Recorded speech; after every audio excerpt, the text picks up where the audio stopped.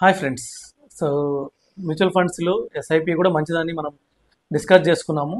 వాటితో పాటు వీటిలో ఈఎల్ఎస్ఎస్ అని ఉంటాయి, ఈక్విటీ లింక్డ్ సేవింగ్ స్కీమ్ అని ఉంటాయి. అంటే 3 years లాకిన్ తోటి మనకి ట్యాక్స్ 80C కింద బెనిఫిట్స్ ఇచ్చే ఫండ్స్ ఉన్నాయి. సో ఎవరైతే ఎప్పుడు ఏప్రిల్ మే జూన్లో అలా స్టార్ట్ చేసుకునే వాళ్ళు సిప్ ద్వారా స్టార్ట్ చేయండి. అదే మనం మార్చిలో స్టార్ట్ చేయాలంటే ఒకేసారి ఇన్వెస్ట్ చేయాలి, చూపించాలి కాబట్టి ఒకేసారి ఇన్వెస్ట్ చేయాలి.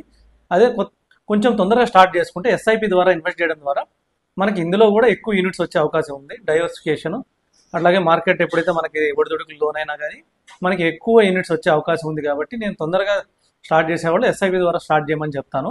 అయితే ఒక విషయం గుర్తుపెట్టుకోవాలి, ఎస్ఐపి ద్వారా స్టార్ట్ చేస్తే మనకి ఎవ్రీ ఇన్స్టాల్మెంట్కి 3 years లాకిన్ ఉంటుంది. అంటే మనం 36th మంత్ ఏదైతే ఇన్వెస్ట్ చేస్తున్నామో అది అక్కడ నుంచి 3 years తర్వాత తీయగలుగుతాము. అదే ఒకేసారి ఇన్వెస్ట్ చేస్తే మనం 3 years కంప్లీట్ కాగానే తీసుకోగలుగుతాం. సో ఎస్ఐపిలో మీరు ఈఎల్ఎస్ఎస్లో కూడా ఇన్వెస్ట్ చేయాలంటే ఎస్ఐపి ద్వారా కూడా ఇన్వెస్ట్ చేయొచ్చు. Thank you.